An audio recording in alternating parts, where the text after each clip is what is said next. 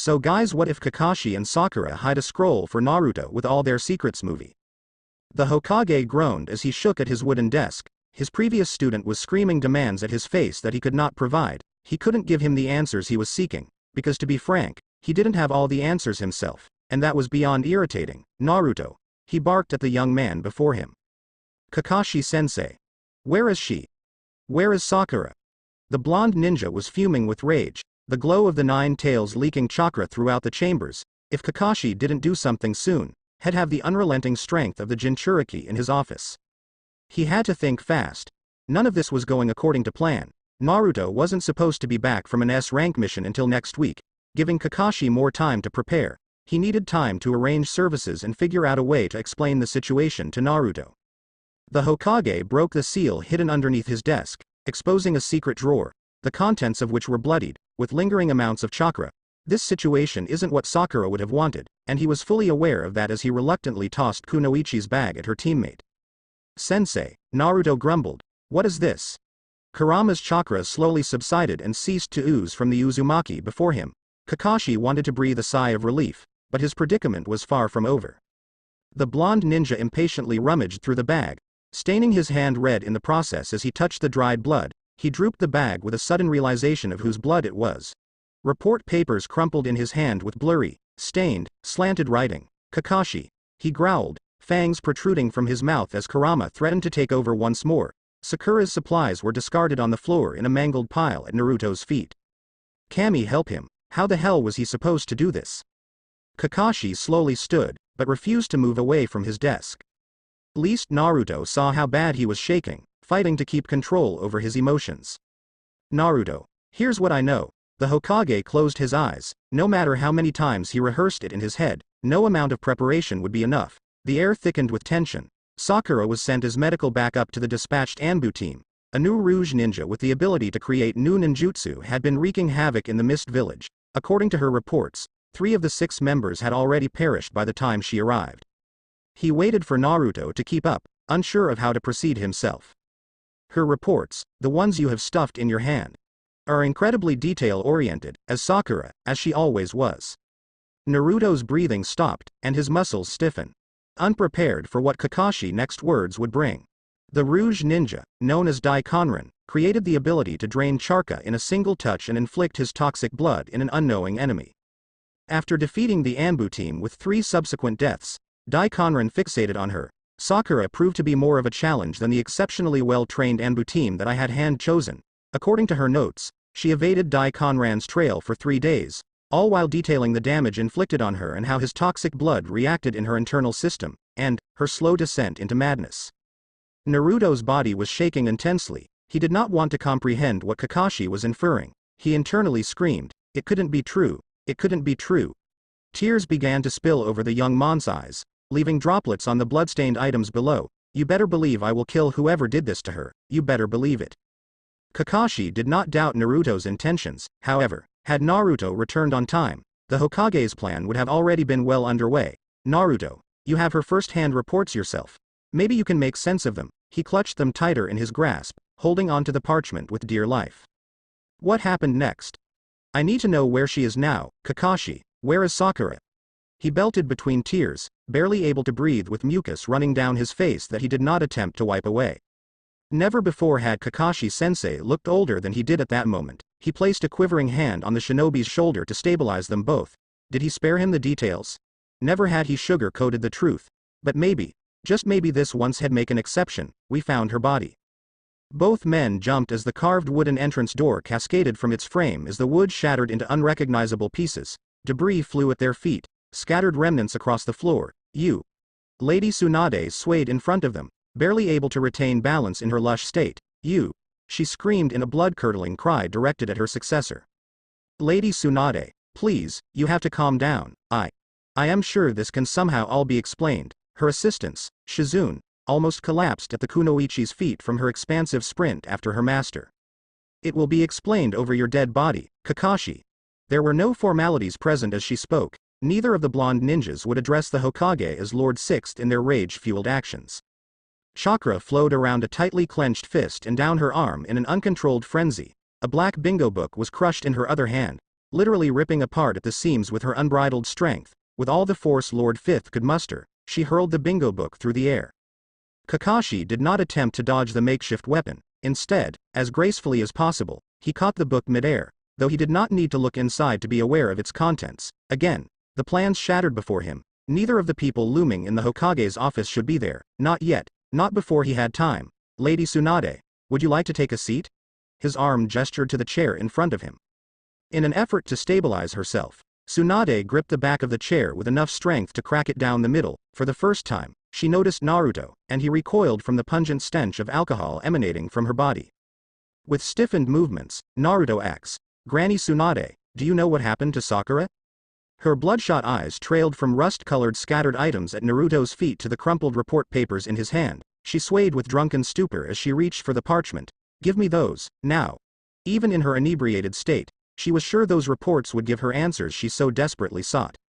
The Leaf Shinobi hesitated before stepping back. It was apparent Granny Tsunade was as clueless as he was. For once, he turned to his old sensei, unable to look either elder in the eyes. His face darkened as tears continued their descent. We both want to know. You have to tell us. His breath caught in his throat. Where did you find her body? Was she alive when you found her? Couldn't you have tried harder to save her? Why didn't you save her? Tsunade's knees gave way as she wailed. Kakashi quickly scooped her into the chair's remains. The book had fallen from his hands and fell open on the desk where the spine had been cracked down the middle, revealing a carefully painted X with the shinobi's blood itd crossed out. Naruto's stomach turned at the image. He fought the urge to vomit in the Hokage's chambers. Out of desperation, Kakashi turned to Shizune, who had already materialized by the lady's side, attempting to console her. Would more information help Naruto? No. Kakashi wanted answers of his own. Maybe they were answers only Naruto himself held. You want to gain justice for Sakura. Read your reports. Tell me what they mean to you.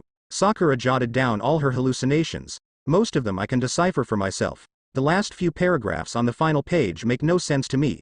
Maybe her mind was too far gone at that point, but maybe you can shed some light on her ramblings.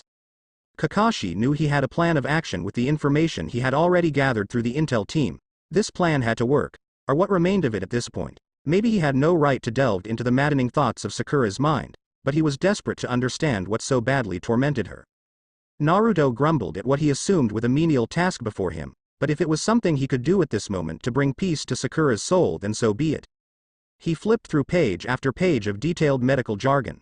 Blood pressure information, temperature readings, symptoms from a rash to dizziness and vomiting to insomnia, all apparently from a minor kuni abrasion that had been tipped in Dai Conran's blood. However, she had other, more severe injuries that she would have been able to heal had the Rouge Ninja not forcibly diminished her chakra.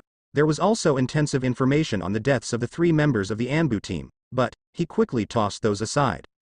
Then he got to the documented delusions, written hour by hour, what Sakura was vividly experiencing with all of her senses, the painful experiences that had together and apart, ripping her soul to shreds as she relieved repressed memories. His hands templed as he was relived these very same memories through Sakura's eyes. The last entry he didn't understand. It made no logical sense. The kunoichi described something as being void of a heartbeat but then screamed Sasuke's name repeatedly throughout the entry. Her writing was hard to decipher, thick, rushed, and covered with what Naruto presumed with blood. As desperately as he wanted to give himself and Kakashi an explanation for what had just read, he couldn't. His blue eyes lit with a terrifying ideology. Kakashi-sensei, Sasuke, is Sasuke. The man standing before the Hokage couldn't even bring himself to finish his sentence for fear of his response. No. Sasuke's hawk delivered an updated message just yesterday. He's alive and seemingly well. He gently asks, do you know what the last report means? No idea. Naruto's voice was barely audible as he crumpled into the seat. Diverting his gaze, he asks, does Sasuke know? Naruto, please give them to me. Tsunade held out an open palm, her eyes seething with emotion. Reluctantly, the parchment traded hands. Lord Fifth flew through the entries, barely skimming each one look for any information that would give her answers. She paused only briefly longer at the last log before discarding it on the floor as well. It's none of your concern, Kakashi. Her last entry will not make a difference in vindicating her death, nor will it help you in any sense of the matter. Drop it. Funny. Those were almost the exact words that he had heard the first time he read the scribbled entry. However, it wasn't in his nature to let matters go that concerned the people he considered family. It was obvious. Whatever had happened to her, Sakura never healed from it in a psychological sense. Does Sasuke know? Naruto acts again, this time louder, fiercer, his face uncovered. No, and you are forbidden to tell Uchiha Sasuke, not until I know more. He slumped back into his chair, his shoulders and neck riddled with tension and anxiety. Kakashi hated forbidding Naruto to inform Sasuke, but he did not need to deal with the aftermath of wreckage his former student might cause should he find out. Naruto sprang from his seat, teeth gritted in a fury. He has every right to know. We were a team. Keeping her death from him isn't right. The blonde's fists were balled at his side as he stuttered out the words. None of this was right, but Lord Sixth wasn't going to point out the obvious to him. No one else will know until I have more information. Do you understand? None of our discussion leaves this room? They looked at him with hatred-filled eyes. None of them verbally responded. The fan above flickered the last journal entry up and down, leaving the tormented musing exposed. Green eyes plagued me in the night, haunting my soul. They reach out desperately searching for a life they no longer have. They blame me as I blame myself, heartbeat undetectable. Sasuke. Sasuke. It's gone. Was it ever there? Sasuke. Where are you?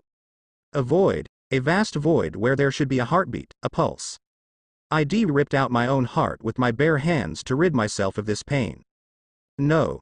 Sasuke. He has no heartbeat. It was well beyond midnight, but the Hokage couldn't bring himself to leave his desk. He didn't want to face the reality of the uncertainness to come. Kakashi didn't like that he was not in control of the situation. Hours earlier, Shizune had dragged Lady Tsunade from his office in an unbecoming fashion, with brief apologies muffled in their mangled departure. The only saving grace of the day was Iruka passing by the Hokage's chambers if only to investigate the distraught noises and destroyed doorway. Kakashi easily persuaded the Chunin to escort the unconscious Naruto home, without the need for an explanation. He placed a weary hand against his forehead as he waited impatiently for those he summoned. It took more time to write their summons than it did for 2 Anbu Black Ops members to materialize behind him. Glad you could finally make it, he said sarcastically. The Hokage didn't try to hide his irritation. We would have been here sooner, had you requested it, Lord Sixth. The greetings were full of formality, unlike his earlier visitors.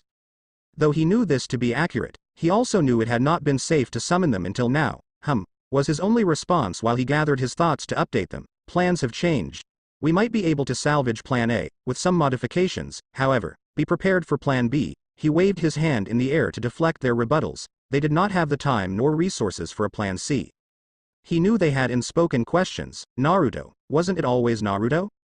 He came home from the mission early, completed in recorded time with haphazard paperwork per usual.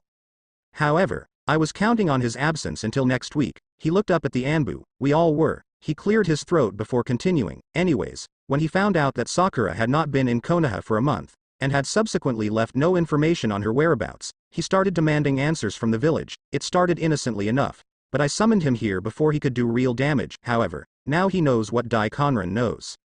There were visible reactions from 2 masked ninjas. If Kakashi hadn't strategically designed their Anbu gear himself, he might have thought they were identical. Their chakra was excellently suppressed. Even to Kakashi's keen senses, he could not detect any apparent differences. Only through his extensive training and his genius-level thinking was he able to discern the two, though they both wore hoods underneath their mask to completely conceal them. Only one wore a cloth mask underneath the traditional Anbu gear. It was imperative that their real identities not be discovered, or more lives would undoubtedly be lost. Lives that he was not willing to risk again. To make matters worse, Kakashi continued, the bingo book ended up in the hands of Tsunade herself. I am personally the one who confirmed her suspicions. Since they were both in my chambers at the same time, I thought it'd better they hear the same story. Though everything he said was true, he had allowed both shinobi to infer their own beliefs into the situation. Now we do damage control for a few days before we continue with Plan A. Keep your headset on at all times.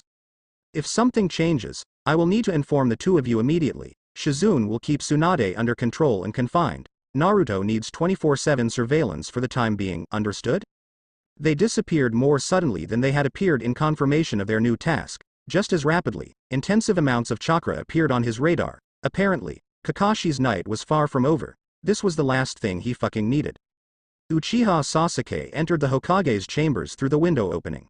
Kakashi raised an eyebrow and gingerly pointed to the remnants of the door with outstretched hands. The door was open. He was exhausted, and his play on humor was rejected as the Uchiha surveying the damage. But, the window works too. Take a seat. Did the exhausted elder ninja offer his former student an invitation to stay? Of course. Did he want a brooding, angsty adult in his office right now, particularly this brooding adult? Not at all. If there was ever a time where Kakashi desperately wanted Uchiha Sasaki away from the Leaf Village, it was now. The irony wasn't lost on him. So, tell me, Sasuke, what brings you back to Konoha? Even though the Uchiha stood silently with his Sharingan on full display, Kakashi remained seated. Dealing with Sasuke would be different than Naruto. He could not approach the topic the same, however, the consequences of the impending issue could bring much worse destruction.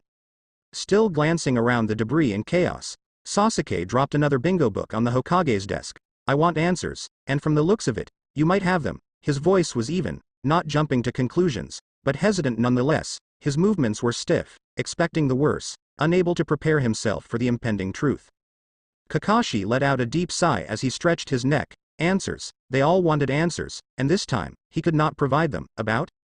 Sasuke sent him a death glare, with the full intent of acting upon his irrational thoughts. You are not an unintelligent man, Kakashi. Don't act like it now, he fumed, especially in regards to her. His voice was level, but the venom in his tone could pierce the soul. Kakashi pulled out the ruined book left by Tsunade. Without glancing at the intact one Uchiha had thumped on his desk. Just wanted to clarify what answers you were seeking. In that case, I am sure you have answers that I want as well. The raven-haired shinobi raised his brows, curious as to what insight he might provide. Fine. I'll answer your questions after you provide me with ones of your own. He remained standing, hovering over the leader of Konoha. The Hokage did not like demands placed on him during any circumstances, especially now. He sure as hell wasn't going to give information away by chance. I can abide by that, Sasuke. So, he said, tapping on the crossed-out picture of Sakura Haruno, shall we start with the obvious? Or do you have more specific and urgent questions that need answering? A low growl came from his throat as he frustratingly stared at the older man before him. He was avoiding the conversation, and they both knew it. What the hell does that mean? His crimson eyes darted towards the books. Where is Sakura? The X indicates the assassination of a targeted shinobi. That's not new information for you. You want confirmation on Sakura specifically. It wasn't a question, but a glaringly obvious statement. He stopped slouching and did not turn away from the emotions Sasuke tried to hide. Damn right. I want confirmation on this. Sakura is not weak. She would not put herself in a situation that she could not survive. Think about what you said. We are Leaf Shinobi, Sasuke. We go on the missions that we are assigned. She knew the risks. Not everyone makes it back alive. Even the best of the best, the most uniquely skilled and adept, face death on the battlefield. He paused in consideration for what Sasuke might be feeling. In his time alone, could he have reflected on himself in such a way as to discover feelings for others? I know you have underlying sentiments for Sakura. You don't have to tell me about them. It's none of my business frankly, and you want to believe that she's strong enough to survive any situation she would have found herself in. But that's an unrealistic expectation to place on anyone. You've experienced more than your fair share of death to know this to be true. Sasuke visually shook his head in an attempt to reject his former sensei's words. He wasn't ready to admit whatever feelings he might have or the fact that they had anything to do with him returning to Konoha now, when in fact, they had everything to do with why he was here at all. Where is Sakura? He couldn't keep up the calm facade much longer. He was breaking. With a deadpan face, indicating no hesitation, he replied, in Konoha's morgue. Kakashi sensed Sasuke's heart begin to race and could see the perspiration pricking his skin before he flashed towards the window to escape. Sasuke. Wait. The Hokage had questions of his own. You don't want to see her. Don't you dare tell me what I want. Don't you dare tell me not to see Sakura. Sasuke intended to already be halfway to the morgue, halfway to Sakura, albeit her remains. He was vibrating, on the brink of losing control. The Hokage raised one hand in submission. Kakashi could not tell Sasuke he didn't want to see the body, only that he should NT. I still have questions for you as well, and materials that may prove useful to you. Lord Seventh paused as Uchiha slowly navigated back in front of the desk. His foot kicked veils on the floor, two glass tubes that he bent down to pick up before reluctantly taking a seat, no longer able to support himself. Internally he was trying to find a way for Kakashi's words to be false. What are these? He held up the vials between his long, calloused fingers. Sasuke needed to focus on what was in front of him and what he could control at the moment. Otherwise, head break. Neither Naruto nor Tsunade had been observant enough to ask about the medical tubes in their grief-stricken state. The darker one contains the blood of a rouge ninja called Dai-Konran. Have you heard of him? The other one is Sakura's blood contaminated with the toxin. It had already started to coagulate by the time she provided her sample. I've already taken smaller samples from them to have analyzed by my research team. I've heard of him. His face darkened over, clouded in anger. Is that who's responsible for Sakura's death? Again, Kakashi was reluctant to provide specifics, not wanting a catastrophic reaction. It would seem so. Yes. Can you offer me any information on Daikon? You should know of his unique abilities. Going after him yourself could very well allow you to meet the same fate as Sakura. Sasuke would take his chances, possibly even welcoming that destiny with open arms, if only to be reunited with her. Daikon, if rumors prove to suffice, he can do more than drain an opponent's chakra. He takes their chakra into himself and can replicate their abilities, thus forcing his enemies to challenge not only him but themselves as well. He clinked the vials on the desk before standing to exit again. Rumor has it he's on his way to Konoha. Is that all?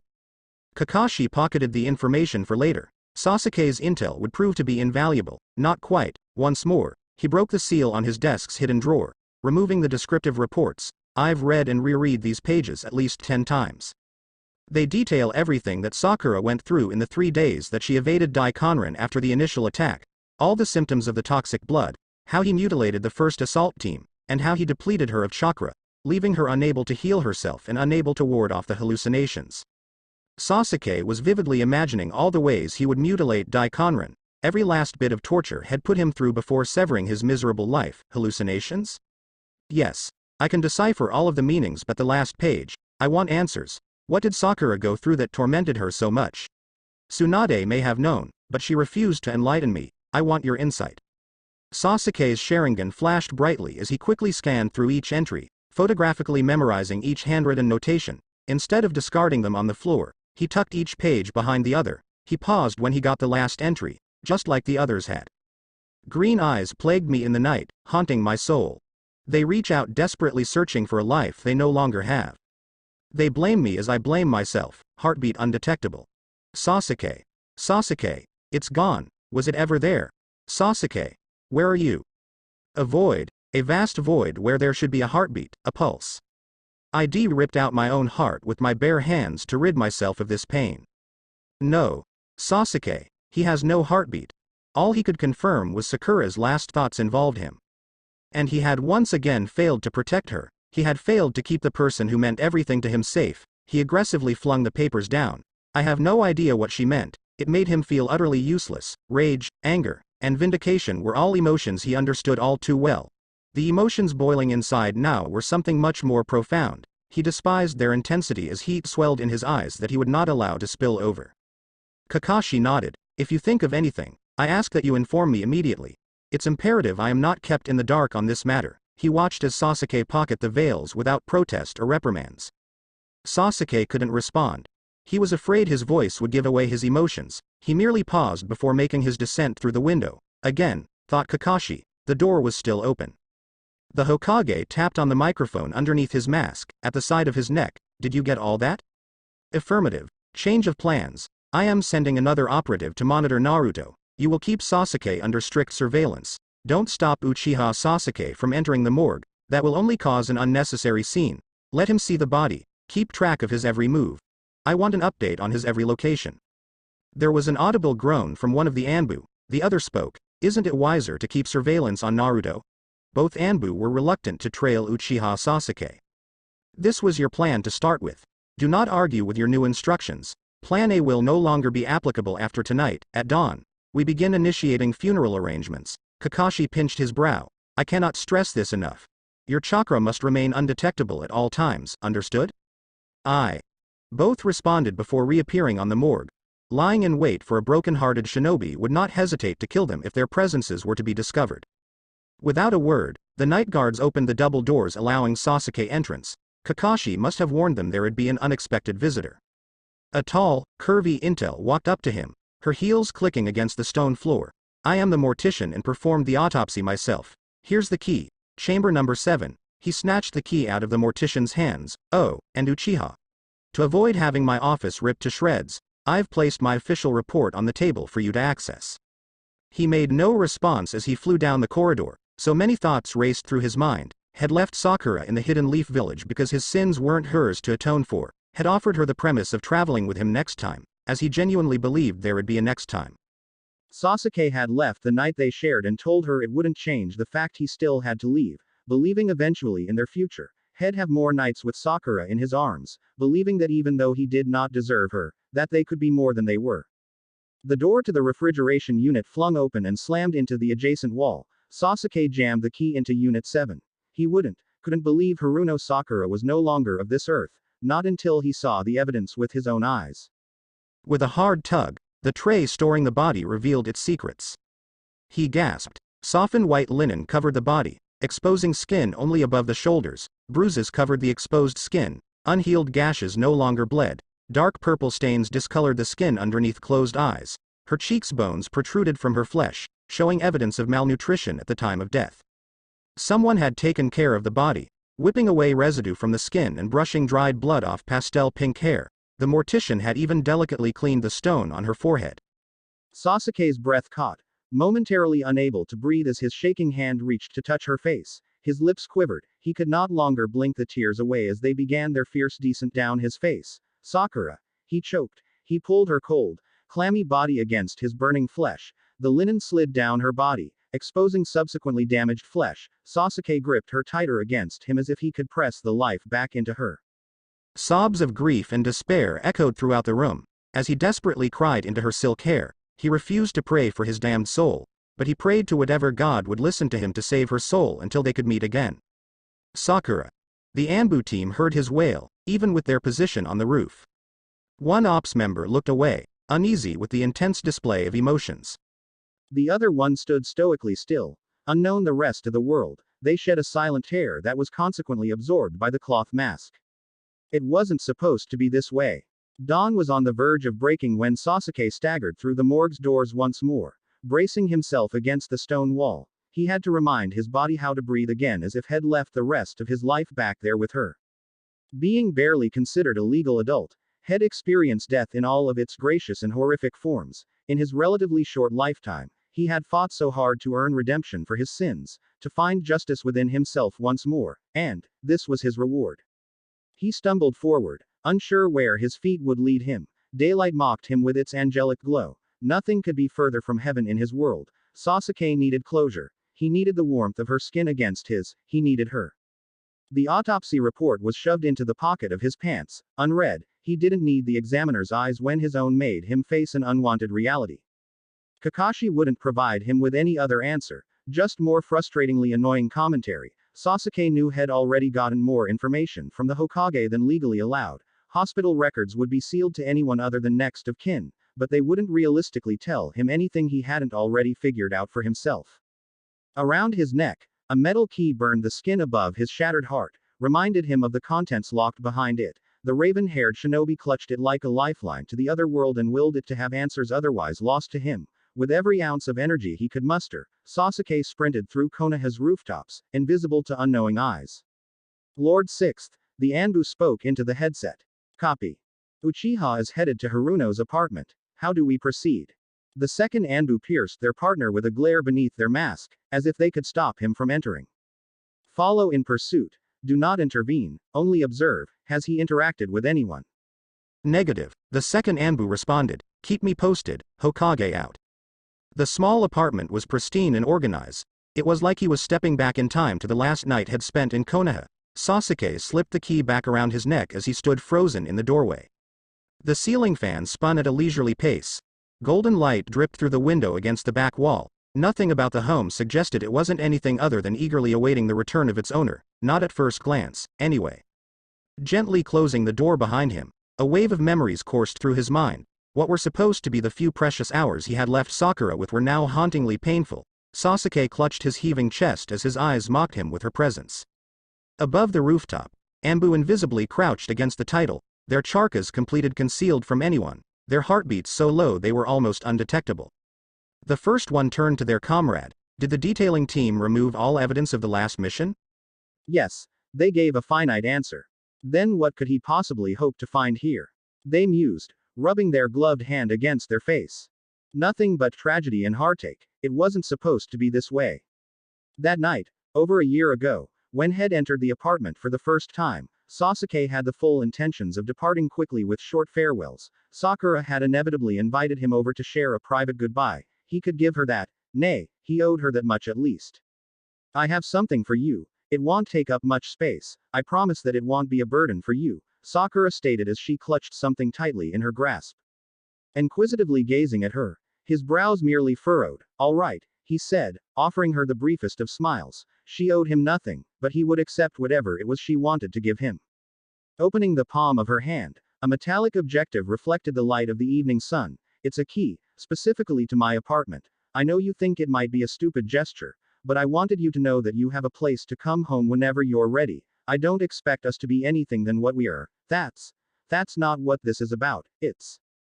Thank you, Sakura. She always did talk too much. He gently grazed the palm of her hand as he plucked away the key. Electric surges tingled throughout his arm, and he knew when he saw her blush that she felt their connection too. Something so small as a single touch held so much meaning. Sasuke. Her face reddened, as her eyes downcasted briefly. Swifty. Her expression changed. Sakura bit her lip in a confident calculation and smirked with irrevocable desires. The Uchiha tilted his head, weary of the appearance, though, he did not back away as her hands slowly reached the nape of his neck and entangled his raven hair in their yearning grasp. Cautiously, the kunoichi balanced on the edge of her toes, closing the distance between them.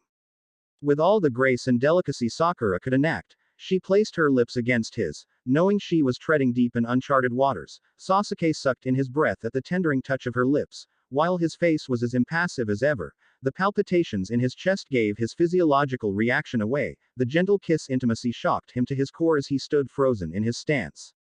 Gradually, Sakura lowered herself. Her hands traveled to the intense rhythmic beat of Sasuke's chest. She smiled to herself. Sasuke did react to her, even if he tried to hide it. With the key tucked safely away in his pocket, he enclosed her wrist pressing against his chest. Sakura, he whispered as he closed his eyes, trying but failing to still his pulse. What possessed you to kiss me? As pure as the kiss was, never before had she been so daring in such a blatant show of affection for him. Her fingers curled around the material of his shirt as each of their pulses began an electrifying race. I kissed you for 2 reasons, fully accepting you to not reciprocate the act. 1. Sakura continued after a pause, was another parting gift. I knew if my resolve left me, I'd waste my one opportunity and wouldn't get a chance again. 2. Selfishly, I wanted to store one good memory away. I wanted to lock a memory inside my mind that was purely about us. You wanted a good memory of us? He asked, his elongated fingers still wrapped around the cream-colored skin of her wrist. Yes. Is that so bad? She looked away, embarrassed by her revelation and how childish it may seem. We are both shinobi who have seen such terrible things, and, while I can't ask you to stay, I could give us both a pure memory, a good memory, that isn't tainted by the world around us. He pulled her gently against him. She wanted a good memory. Well, he could offer her what was left of the pieces inside. Kiss me again. While it was a statement, it wasn't a demand. His onyx eyes pierced her emerald irises, imploring her to carry out his wishes. What? Her mouth gaped opened at the unexpected request, hesitant to oblige. Kiss me again. We're both well aware that I am leaving. I won't pretend otherwise, but I can give you the gift of the memories you desire. I can do that for us. This time Sasuke bent down and met his lips with hers, allowing her to caress his face while holding onto the small of Sakura's back. Her soft petal lips were warm against his, fueling him with desires he didn't know he had. Mocking his impassive resolve, she loved him, and for that, he was eternally grateful. The heat of her skin made Sasuke want to throw himself into the flames of repressed urges. Sakura opened her mouth against his as he ravenously took more, sucking in her bottom lip, caressing her tongue with his. They were twisted in an intimate dance of yearning, each one desperate for the other. Sakura twirled her tongue against his lips as she slid into his mouth. He slightly grazed her with his teeth, wanting to somehow pull her in closer. She nipped at his full bottom lip, pulling him close, sucking with feverish passion. He groaned against her mouth, starving for her touch in a way that was utterly foreign to him. Windows rattled with an explosion of thunder as lightning tore across the sky, bringing a murderous cascading of rain. Unexpecting the intrusion of noise, Sakura startled, biting his lip sharper than intended. A trickling of blood appeared at the surface. Sasuke. But he simply held a devilish grin as he wiped crimson liquid away on the back of his hand. Jolting, both looked up as lightning once again crackled through the sky, extinguishing all power from the apartment complex. Some people get fireworks, we get the intensive force of lightning, she giggled, her hands now gracefully placed against his cheeks. Thunder rolled through the sky in a magnificent boom around them. as a bright flash of light illuminated them in the darkened room. He pulled her close once more. If she wanted lightning, he'd give her something far more forbidding than a Chidori. Reality returned with a harsh intrusive wave of agony, as Sasuke stood there in an empty apartment holding onto air, his arms extended open, encompassing nothing but a ghost. In the present, there wasn't an earth-shattering thunderstorm sent by the gods surrounding him. He wasn't holding a woman in his arm with lust-filled desires consuming them. Those memories that Sakura wished for now tormented his mind, creating his personal circle of hell. Staggering through the apartment, he repressed more intrusive memories as they flashed before him. No, he couldn't relive that night, not now. Instead, he focused on his surroundings, noting the dust on the shelves, picture frames, and kitchen counters. The place hadn't seen her presence in a long time, and he needed to know how long. The refrigerator door opened with an audible pop, but it was barren of all perishable items, almost entirely vacant, expected for a half-drunk bottle of wine on the middle shelf. The pantry only held small amounts of seasonings, nothing that would expire soon or indicate a date of her last appearance. Sasuke shuffled through the hallway, its walls bringing more unwanted visions that he warded off. Clicking the bedroom door open, the cliché scents of cherry blossoms, honeysuckle, and jasmine wafted through his airways. Unfortunately for him, they only made the sensations of the flashbacks worse. How he held her against the bedsheets, her legs wrapped around him, flesh burning against flesh as he savored every taste and moan drowned out by all-consuming thunder. The doorknob shattered in his hand as he desperately tried to escape that night. Blood trickled down his palm, but he didn't bother to stop it. The pain was something physical he could momentarily distract himself with. Sasuke refused to look at the neatly made bed pushed against the wall to give the modest bedroom more space. Instead, he crouched down next to the small bookshelf, which contained all of Sakura's personal journals, dating back to her early days at the academy. In true Sakura fashion, the journals were all dated and organized neatly. The oldest ones were pushed back, and towards the left. The newer ones were in front ascending towards the right. Sasuke picked up the latest diary. He could not care less if it was an invasion of privacy. The shinobi frowned. This couldn't be right. The last dated entry was before Sasuke left Konoha. Did Sakura really not want to remember the night of passion they shared? Had the time they spent together not meant enough to write down? No, that wasn't like Sakura. He scanned the shelf, noting a sealed drawer towards the top. Sasuke attempted to pry it open before noticing the blood seal. Easy enough, he thought, since he was already bleeding.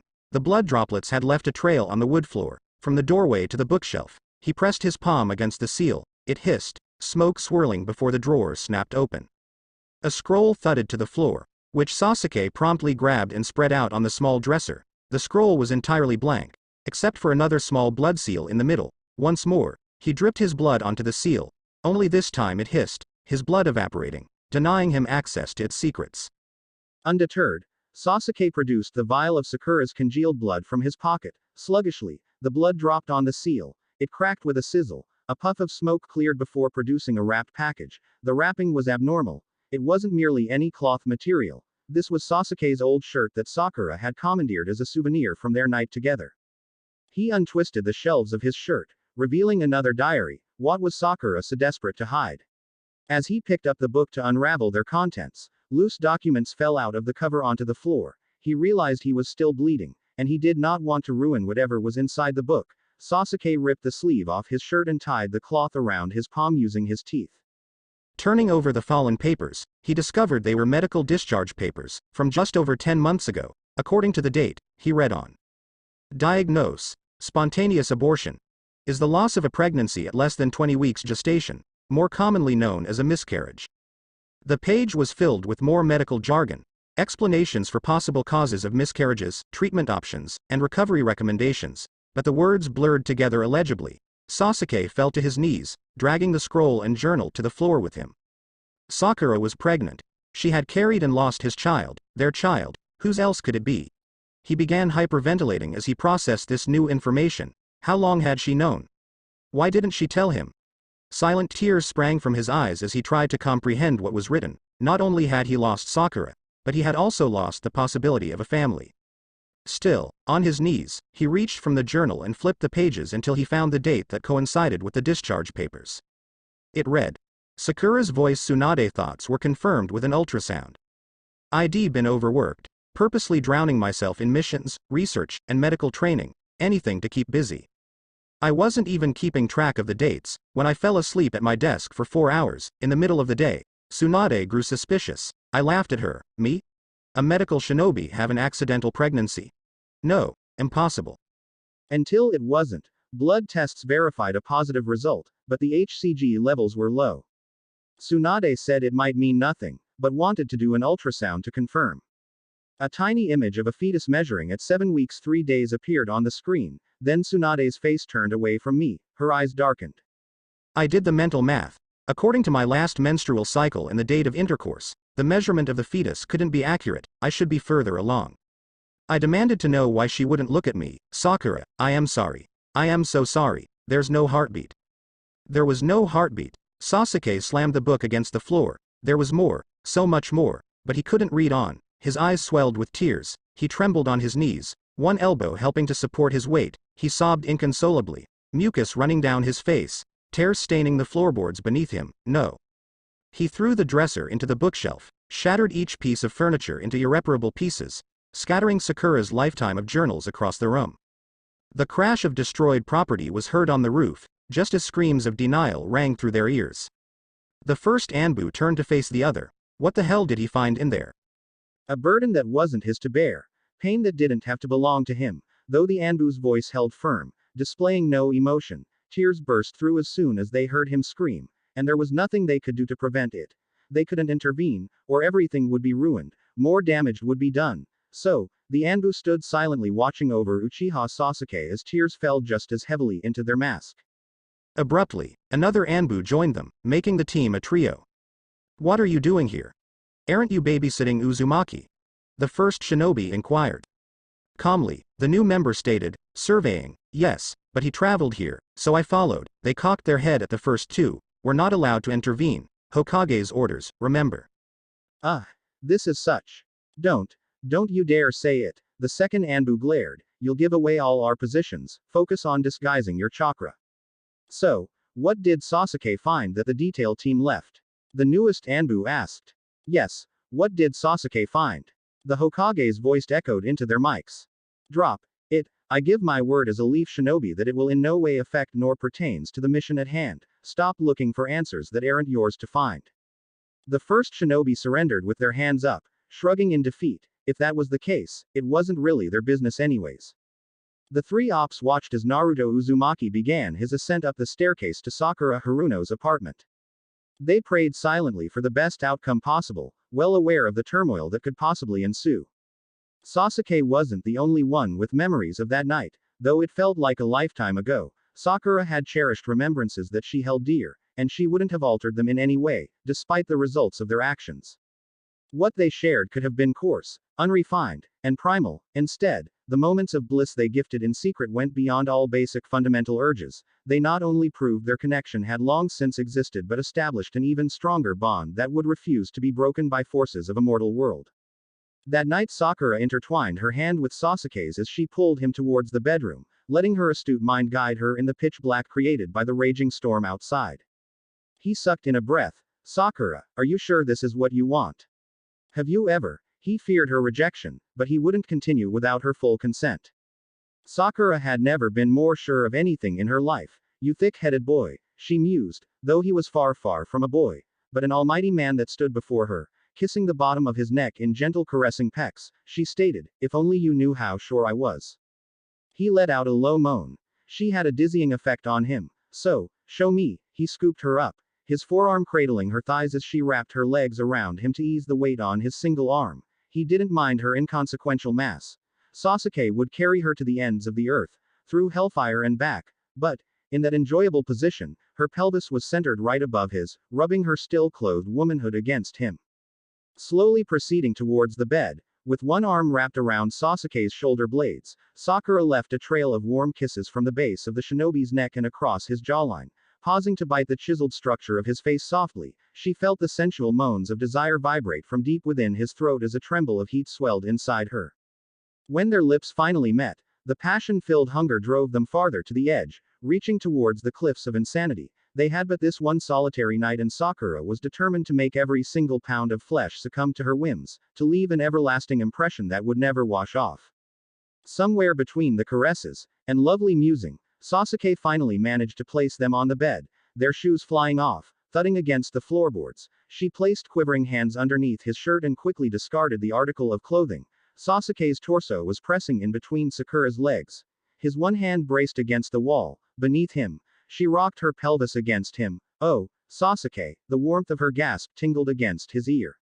He growled, eyes closed, savoring every sensation. His breathing hitched as warm breath reached his bare chest, and a line of sweet kisses trailed across his body before she stretched towards the remains of his arm. A stub, an ugly reminder of all the damage he had caused, was all that was left. His face darkened in anticipation, unsure of the kunoichi's actions. Sakura?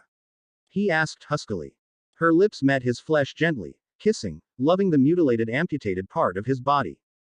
Sasuke shuddered. Sakura heard a gasp escaped as she continued to kiss the remaining portion of his arm, gently massaging the muscles and tension still lingering inside him. Sakura, he moaned, and she felt his long shaft twisting against their clothes, pressing further toward her. Sasuke panted.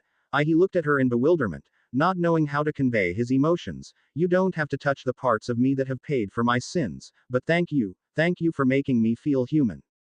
In rare moments did Sasuke ever shed tears, but the beauty of Sakura's action stung his eyes. I love every part of you. With everything we've ever been through, you should know you're so much more than any human I've ever known. You're no monster Uchiha Sasuke. I love you for all that you are.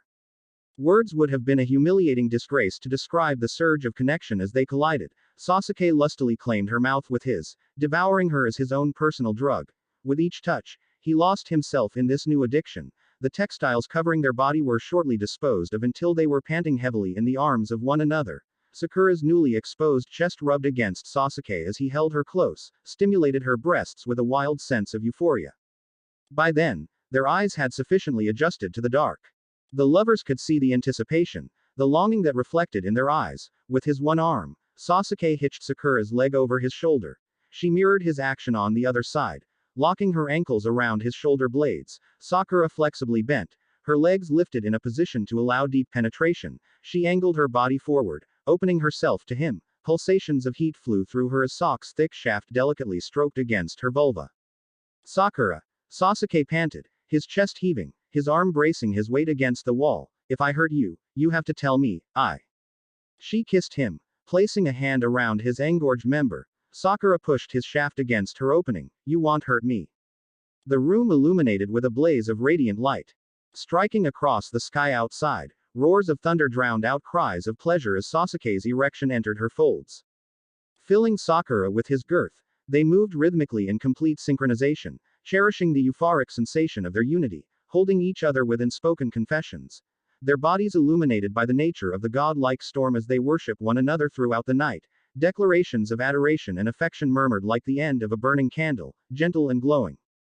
But nothing stops the passage of time, and eventually, the darkness gave birth to a new dawn, offering no condolences to the couple for the separation it would bring. And much like the dawn of days past, the sun rays held no sympathy in the present. The Anbu sat on the blistering roof tiles, adhering to their orders, eavesdropping on their charges. You've been distant. What are you thinking about? The third Anbu asked the teammate at the edge of the roof.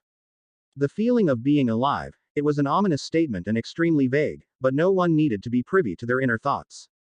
Contrary to popular belief, you are very much alive, they responded. The other Anbu member remained facing outward. The first Black Ops looked towards the sky, stretching their neck. This was your plan, to begin with, albeit a genius one. That was until those two knuckleheads showed up. There's no way we can do damage control now. This is such a. Look, I didn't ask Kakashi to lie to them, and admittedly, he never outright lied. He gave them truths and half-truths, but let them infer the rest. With a heavy sigh, they continued. But, I understand his judgment call. Daikonin cannot know the truth. No matter how much it hurts others, the lives of the few, or the one, do not outweigh the lives of the many. The Anbu shook their head, knowing that they were responsible for the grief of those they held dear. The team sat frozen like stone statues, daunting and impassive. Naruto sensed a flow of overwhelming chakra and immediately recognized the owner. He burst through the apartment in a traditional Naruto-like fashion, the door slamming against the wall, echoing throughout the apartment before it forcefully swinging shut. Recklessly he tore through the hallway. Sasuke. Sasuke. I know it's you. Where are you? The blonde shinobi heaved loudly as he reached his counterpart. Sasuke stood in the middle of the room, litter with the aftermath of his destruction. What the hell happened here? Naruto was no longer yelling. None of your business. Now move. Sasuke stepped towards his old teammate, eager to bring torture to the Rouge Ninja he blamed for Sakura's untimely demise. No, do you think you're the only one who cared about Sakura? You're wrong. I am not letting you leave like this. I want him to pay too. Sasuke went to draw his sword as three of Naruto's shadow clones pulled him backward, holding him in place. Kakashi said, we don't leave our teammate behind. Sakura's gone. She's been left behind already. There's nothing we can do, Naruto. The sword shook in Sasuke's tight grasp. We are no longer a team. How can we possibly be a team now? He strained against the pull of shadow clones that held him tightly in place. Get your doppelgangers off me. Not until you listen to reason, Sasuke. Naruto stood in the doorway, bandaged fist held tightly in the air. Sakura wouldn't want this. She would still want us to be a team. She would want us to work together. We owe her that, Sasuke, and you know it. I never gave up on you, ever, and neither did she. It doesn't matter what she wants anymore. Sakura's no longer with us. I'll slip back to the monster destinies always designed me to be. I will torture him. I will kill the person responsible for this. No, Sasuke, you're no monster. You never were, just like I wasn't. We were broken, mistreated, and unloved by many, but we healed. And we did that together. Sakura always believed in us, in her own way. She loved us, and we cannot turn our back on that. We need to prove that we deserved her as our friend, someone who never gave up on us, and we cannot honor her if we don't work together. He animatedly waved his arms and hands around in an emotional display. Naruto desperately wanted to persuade him that was something the two of them could accomplish together. Sasuke dropped his sword. It was so much easier to give in to the temptation of retribution and revenge. That was a path Head traveled well. He walked it all his life, refusing until it was almost too late to let the light of affection grace his heart. Now he had the opportunity at a new path, one far less traveled, and Sasuke had no guarantees that it would be him the desired results. However, neither had the direction of hatred. All right, Naruto. He relaxed in the grip of the shadow clones. Let's try it your way. What is your plan of action? The clones disintegrated as Naruto looked around the room, unsure how exactly to proceed. In all honesty, he didn't have a plan. Just an end goal. Naruto was more of a big picture person, not bothering with the finite details. We can figure it out together. What happened here? Nothing. Sasuke said in frustration. Sasuke, you can't shove me out anymore. We're in this together, remember? He squinted his eyes frustratingly at his friend. They had literally just had this conversation. Why was Sasuke always so stubborn? It's nothing that concerns you. He sighed in an annoyed manner. Arguing against Naruto would do no good. Head keep pushing. And maybe, just maybe, Sasuke needed help processing the information littering the floor. However, Head never admit it, especially to Naruto. But, since I am trying this your way, here, Sasuke shuffled through the wreckage until he found the discharge papers. Naruto's brows furrowed. Sakura had an abortion. That doesn't seem like something she'd do, or would she? When the hell was she even pregnant? And, who the hell would the father have been? Sasuke smacked Naruto hard upside the head. Keep reading, you idiot. Oh, it meant the fetus died. He read on. Sasuke, Sakura's baby died. I never knew. She never said anything.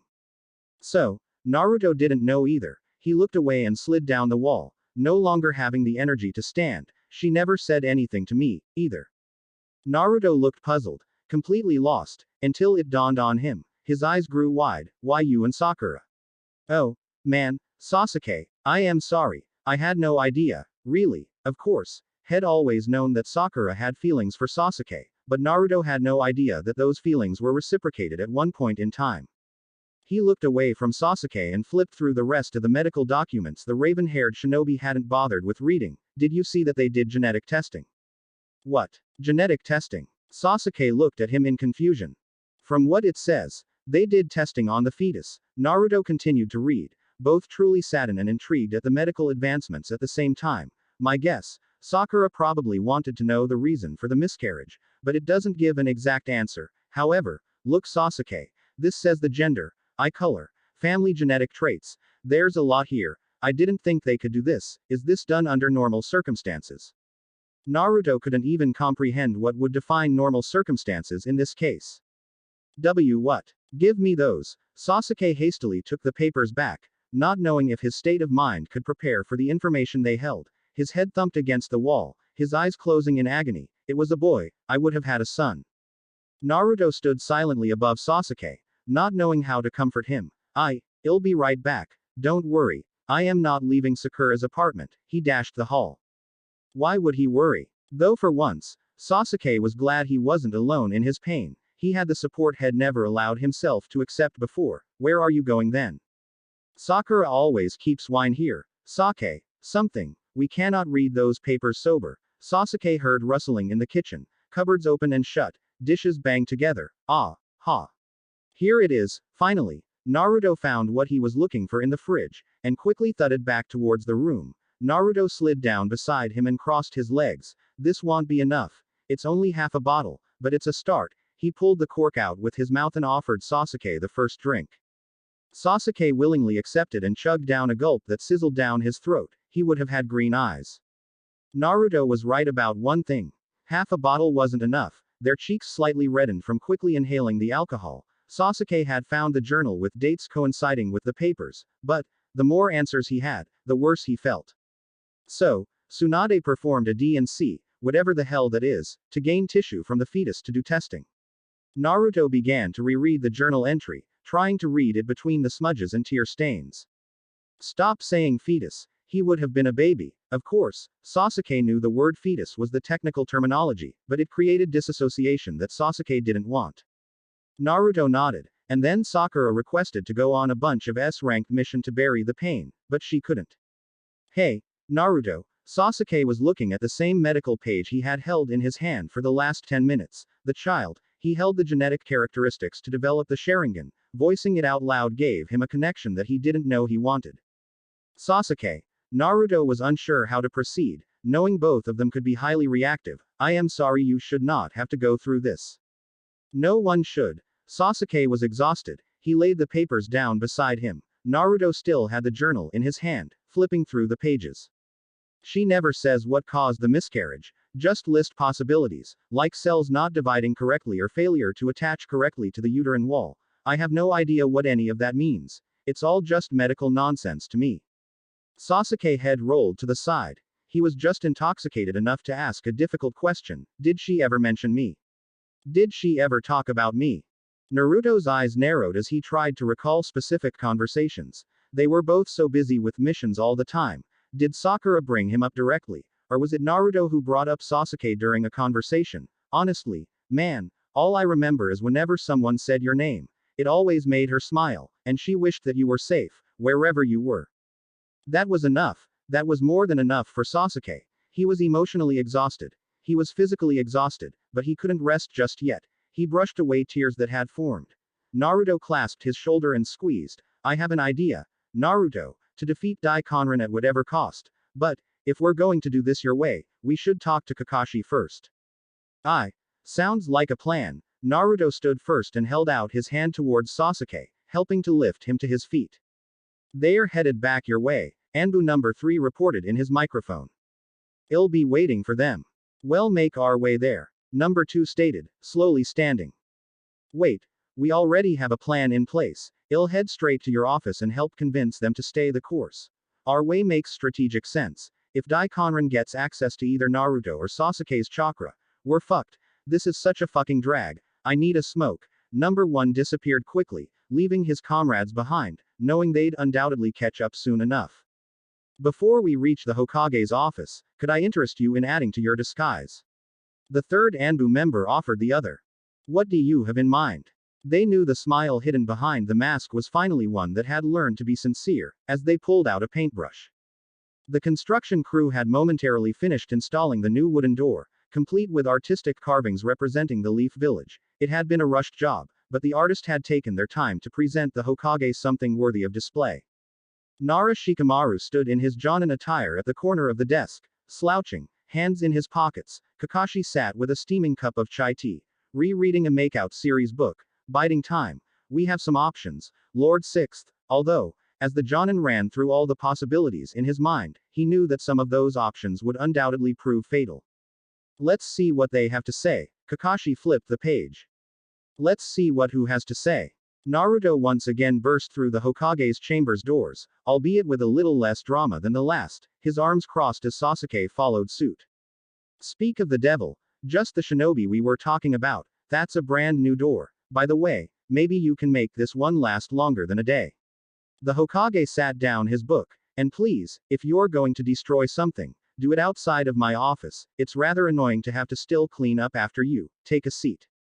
They slowly followed instructions as Naruto eyed Shikamaru suspiciously. Wait a minute, I tried to ask you about Sakura when I completed my mission, you said you couldn't help me and had to leave for one of your own. Still on the same mission Naruto, and legally, I couldn't say anything regarding the status of another ninja whose records are sealed, but, seeing as we're here for the same reason, maybe we can have a mutually beneficial conversation. How could you possibly know why we're here? Why would you of all people have anything to do with matters regarding Sakura or the Rouge Ninja? Sasuke spat at him untrustingly, he was already irate. Shikamaru sighed heavily, uttering his familiar phrase. Look, I am not one to brag Sasuke, but I am the best shinobi in the Leaf Village to come up with tactics and strategies to handle situations involving threats against Konoha.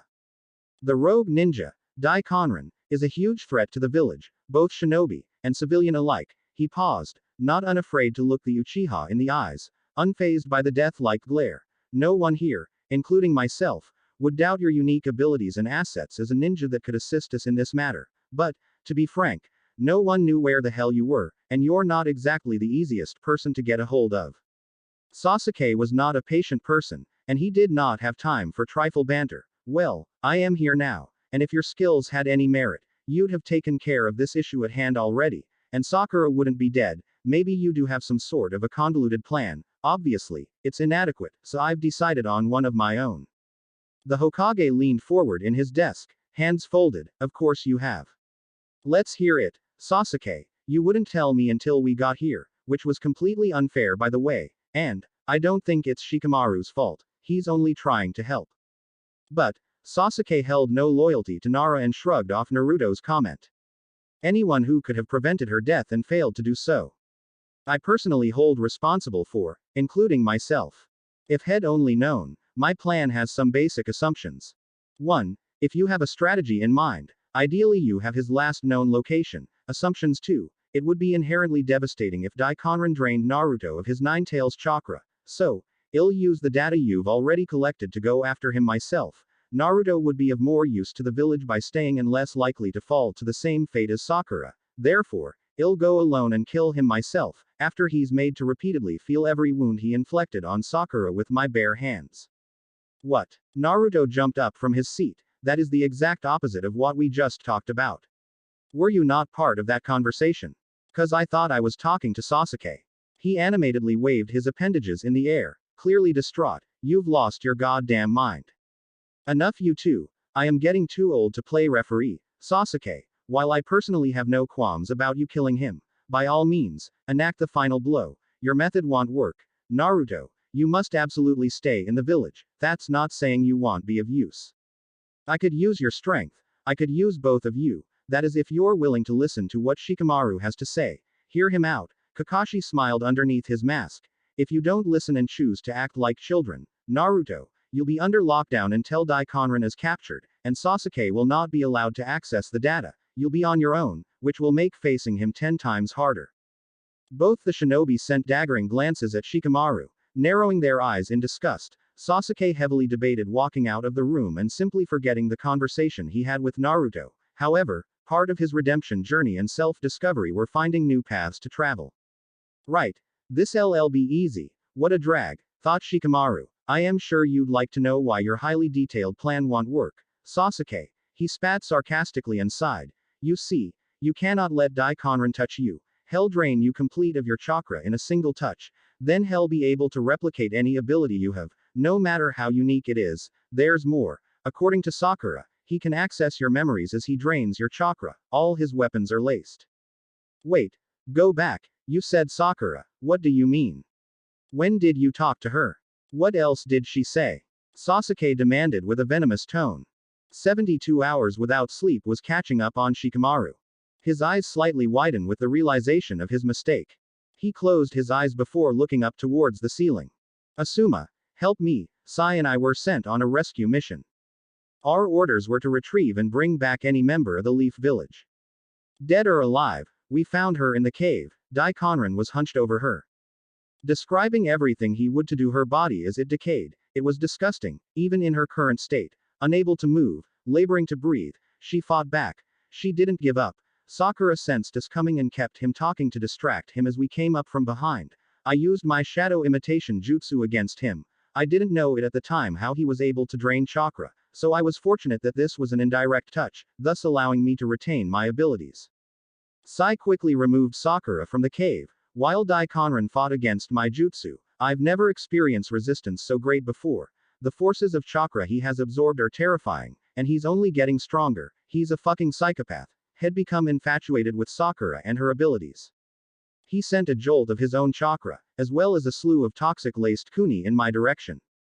I jumped back, but it broke the jutsu. I yelled for Sai to get as far away as possible, even though there was no way I could possibly take him on my own. Daikonin said if he couldn't have Sakura, if he couldn't see his death for himself, then he'd destroy all of Konoha. Apparently, no one's been able to elude him, let alone taken 3 days to succumb to his toxin, and he wanted her all for himself. Gods only know what he would have done if we hadn't shown up.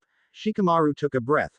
First, he had to describe everything that happened in a detailed report, then he had to tell Lord Sixth verbatim what happened, and now, he had to reiterate that morning to her teammates. Sasuke hadn't thought it was possible, but he wanted to kill him even more now, making him suffer until Daikonin begged, pleaded for his own death, and even then Sasuke wouldn't allow him to die. Not until he was satisfied with the amount of agony he'd inflicted. But what did she say? How do you know he can access memories as well? Shikamaru pulled out a cigarette from his jacket pocket. Oh, no, not in here, you don't. Kakashi snatched the cigarette from his hands before snapping it and throwing it in the trash. What a drag. He searched for the words. There's no easy way to describe someone else's torture. Even if the words were from Sakura herself, Shikamaru knew he'd pay hell for this. But he would tell them the truth. This is what Sakura told me. By the time we found her, she wasn't in any condition to write all of it in the reports. But, enough of the details are there. He purposely let him hit her so that Daikonin could grab her fist. This happened before she was pierced with his kuni. He morphed in front of her, taking your appearance, Sasuke. Apparently, he said something along the lines of, "What a disgustingly ravenous night you shared with an Uchiha. Allow me to show you how I can devour you completely." He tormented her physically and mentally with your face and inflicted his blood with the smallest of cuts into Sakura's body. Somehow, she retained the strength to escape, though I am clear on how. When I asked who saved her, how she was able to resist the poison for so long, Sakura said that you saved her. Shikamaru was looking directly at Sasuke before shrugging and turning towards the window. Sai and I searched the area, but we found no evidence of Sasuke anywhere, so we came to the conclusion that it was a hallucination on her end, though, in one way or another, it was you, Sasuke, who gave her the strength to carry on. A Chidori flew from Sasuke's hand, exploding the door and flying into the adjacent wall. I will fucking kill him. Sasuke raged. Naruto stood unmoving beside him, eyes wide. Shikamaru leapt towards the window, away from the blast of the Chidori. Kakashi grabbed his fist and held his other shoulder. Naruto held onto his back. No one will prevent you from killing him.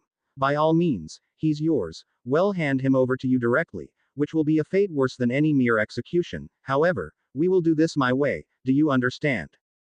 Sasuke wailed in rage. Naruto's eyes were darkened, his chakra leaking around him. Kakashi knew that they'd be even angrier with the realization that Sakura was still alive, but if he didn't protect her, if he didn't try to conceal her in every possible way, she would be dead, and there would be no bringing her back this time. Daikonin wanted a dead body. They made sure that no jutsu or unique ability could detect that the Morg's body was anyone other than Haruno Sakura. The rogue ninja couldn't know or access anyone's memories who believed she was still alive. The village's threat from Daikonin was too real, too many lives could be lost, and Kakashi wasn't willing to risk it. Shikamaru had told them the truth, from his perspective, at least, but there was more, so much more that he didn't reveal. How could he begin to properly convey the psychological state he'd found Sakura in? But, for Sakura, those were 3 days she'd never be able to escape from. The rogue ninja drained all but the last bits Sakura's chakra as she managed to pull her fist away from him at the last second. Taking on her full strength wasn't a risk she'd thought he'd take, not after their intense battle. Falling, head appeared behind Sakura, twisting her midair, using her own chakra to send her crashing into the earth. A divot formed around her body as she gasped for breath. She didn't have time to assess all the internal damage before Daikonran's figure was in sight again. The kunoichi scrambled to her feet, knowing her next moves had to be calculated. You fell in love with the Uchiha. Emotions make you weak as they corrupt your soul, but they are an effective means of torture. You're pathetic. He's nothing. What a disgustingly ravenous night you shared with the bastard. Allow me to show you how I can devour you completely. His fist blazed with her green chakra, ready to pulverize Sakura and claim her body. No, she had to distract him while she figured a way out of this mess. You're the bastard, you are nothing. And you will never be anything compared to him. With a cackling evil laugh, he morphed in front of her. No longer did Daikonran stand before her, but Uchiha Sasuke stood looking identical to the morning Sakura last saw him. Well, see about that. He picked up her body in a blurred flash and flung it into the mauled clearing from their extensive battle. She rolled further away, forcing herself to her hands and knees before weakly standing up. How's this for romance and good memories? Did you think I, Uchiha Sasuke, could ever love you? Did you think you were anything more than a quick fuck? He laughed again, releasing an array of kuni and shuriken. Sakura dodged, flipping out of the way. She was exhausted. The world began to spin before her. You are not Sasuke. Hand signs flashed before her, as Sasuke's figure encompassed her in a circle. 16 Sasukes, 32 pairs of eyes all hunting her down like prey. She gasped as the earth quaked underneath her, as Sasuke's hand pulled her into the dark soil. No. She scrambled to stay above ground. Quickly using the substitution jutsu, she was able to avoid being trapped in an underground coffin. You're as weak and annoying as you ever were, Sasuke smirked. No, not Sasuke. One shadow clone reached underneath her arms, holding her in place as the original body placed his mouth against her ear. You're nothing but a weak and useless ninja. You mean nothing to me. He slammed his fist into her diaphragm, causing Sakura to spew blood.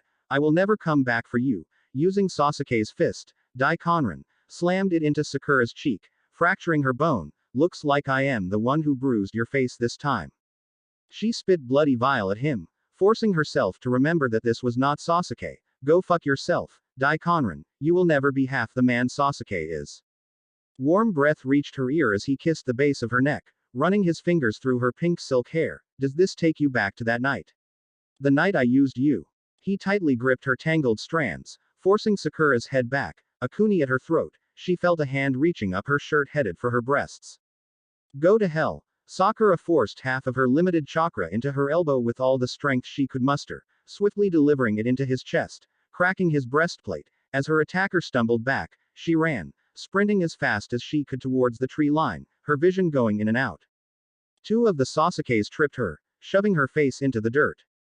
Pinning her down, one slammed their knees into her back before attempting to rip off her clothes. She would not allow it. Haruno Sakura would not allow some bastardized version of Sasuke, or any fucking one for that matter, to take advantage of her. Twisting her head, she sunk her teeth as hard she could into the muscles of his arm, ripping his bloodied flesh away from her. Daikonran was too startled to steal the few bits of chakra she had remaining. The pink-haired kunoichi spat out his blood, not knowing that it was already in her system. It took all of her chakra to perform another substitution jutsu. Collapsing, she rolled herself into a crater left from their battle and allowed dirt to cover her body, encasing her in a shallow grave. She laid there for several hours, focusing 1 minute at a time on her breathing. That's all she could do to fight the urge to pass out. Sakura assessed her injuries: broken cheekbone, multiple torn muscles. All of her ribs on the left side were shattered, severe internal bruising. All of these wounds she could have quickly healed had her chakra not been depleted. Had she been able to use her training from Tsunade at that moment, she'd be able to walk away without a scar. But her worst injury was the tiny nick of the kuni blade against her throat, and the own blood shed accidentally swallowed, as the toxins poured through her body. Sakura's temperature was climbing rapidly. She no longer sensed that Daikonran was nearby, and if she was going to survive, she had to move. The kunoichi's hand reached up through the dark, damp earth, as she pulled herself forward, gasping for clean air. She dug herself the rest of the way out. Sakura knew from scouting out the area earlier that there were caves hidden past the tree line. Sakura just had to make it there. Each step was agonizing as she continued to push through. She was not weak, and would not give in. Sakura made it to her destination using the trees to balance, focusing on getting from one tree to the next. Finally, Sakura pulled the ivy covering away from the cave's opening, collapsing on the cold earth. Consciousness escaped her for hours. When she finally came to, her fever was ragging. A rash had spread over her neck and down her chest. Shakingly, she pulled out a scroll from her pack. Releasing the seal, Sakura grabbed loose parchment and began to document what she could in great detail, starting with the death of 3 Anbu members before their battle. The worst was yet to come. The hallucinations hadn't even begun yet. The leaf shinobi faded in and out of consciousness. Sakura didn't know how, but she refused to let herself die. One way or another, she would survive this. Sakura wrapped herself in the fleece blanket, attempting to recover from the nightmares that plagued her limited and restless sleep. The light was barely cracking through the open back door as the scent of nicotine reached her. Placed on a coaster in front of her was a cup of fresh jasmine tea, still steaming. Sitting up from the couch, she called out, "Shikamaru." He rubbed his cigarette out on the wooden porch, careful not to leave a large scorch mark. Picking up his own tea, he walked through the patio door. "Good morning. ID asked you how you slept, but we both know the answer." That was true. Twice in the night, he had to wake her from her nightmares. Shed fully believed she was back in that cave, experiencing hallucination after hallucination, unable to tell reality from horrible fantasy. He woke her with Sasuke's name screaming from her lips as Sakura honestly thought he was trying to kill her. "I am sorry. I thought I was getting better." She shook her head. "No, it was just one bad night. That doesn't mean that I am not still improving." He looked at her skeptically and sighed. "If you're having a dark day, you need to tell Kakashi. He can take you off of this mission." "No. It's not a dark day. Please, this was my idea. Daikon wants me, so I have to be the one to face him. I am not having a dark day. Just a rough night. It'll be fine. Do I still get my 3 questions?" Ever since Sakura was poisoned, each morning she asked 3 questions regarding whether the information she knew was true or false. If Sakura asked more than 3 and could not answer their questions for her in return, she had to get an evaluation done. In the 3 weeks she had been out of the hospital, Sakura had had one setback where she could not with any amount of clarity answer Kakashi's questions. "Yeah, I'll answer 3 questions." He rubbed the back of his neck with a heavy sigh. Sometimes the questions were difficult. He couldn't say whether or not some things were accurate. He wasn't as familiar with Team 7 as Kakashi, but Sakura needed the reassurance. "True. I was sent on a mission for medical backup with the Anbu team, in which 3 died on the field, and 2 died after their return to Konoha." "Correct. There was only 1 surviving member of the original team sent to capture Daikon. That first question was easy enough." Shikamaru sat, slouching in his chair across from Sakura. "Next question." "True. Kakashi doesn't want me to see Naruto and Sasuke because of my vivid hallucinations that I believed were real. Because, during the worst of them, I destroyed an entire hospital wing thinking they were trying to kill me." Technically this was a 2-part question, making her at her limit before Sakura had to tell Kakashi, but she was thankful Shikamaru allowed it. "Again, you're mostly correct. You and Kakashi both decided you cannot see those 2 members of your team. For an entire week, no one could convince you they were not trying to kill you or destroy the village. And you were certain only you could stop them. Whenever anyone entered your room, you didn't see the person as they were, but your visions manifested them into either Sasuke or Naruto." He didn't miss a beat but continued to look her in the eyes, making her face the painful truth. "Though no fault of your own, the vision either made you act with extreme violence or emotional hysteria. One time they required sedation when Kakashi could not talk you down. None of us wanted to sedate you. It was the safest option for all involved." Clouds drifted over the bright sun, temporarily darkening the room. "We still don't know how you'll react to seeing them face to face. Because you've made improvements, Kakashi agreed to let you be a part of this mission and follow Sasuke and Naruto around with Sai and me as an Anbu team." Shikamaru wanted to remind her that she could have a terrible flashback if she saw them too soon, but he didn't want to beat a dead horse. "Is there a final question?" "There's a good possibility that Daikon could kill me. I don't plan on letting that happen, and I'll accept whatever wrath Naruto and Sasuke invoke on me when I see them again. But if I don't, will you give them this for me? Tell them I am sorry for everything. I never wanted to hurt them. And tell Sasuke that I loved him. No, that I still love him. I don't think even death could change that." Sakura said this with tears in her eyes. She knew that the day would only bring uncertainty. Slowly from underneath the covers, she pulled out 2 letters, one addressed to Naruto, and one to Sasuke. "I've already given Kakashi his letter. I told him if I survived the capture of Daikon, I owed him, and I would personally tell me everything in the letter. but he has it in case. These letters explain everything and will hopefully bring them closure if I can't. Hesitantly Shikamaru reached out for the parchment and tucked them into his Anbu uniform. Let's make sure I never had to deliver these, he said before continuing. Okay, it's my turn. In detail, I want you to describe your original plan before Naruto and Sasuke returned to Konoha. That's a statement, not a question. And I allowed you technically 4 questions and not 3. Capitan obvious, so, reply to the statement.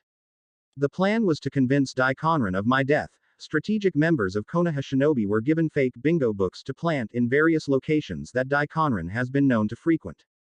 My plan was that one of the outlaws who found the bingo book would boast of my death, piquing Daikonin's interest, enticing him to find the body. We know that he found the second bingo book and will be within the Leaf Village borders sometime today. There was a mishap with the first book's placement, and it ended up in Tsunade's possession. The shinobi successfully placed the third book. However, it still unintentionally ended up in Sasuke's hands, though I don't know how.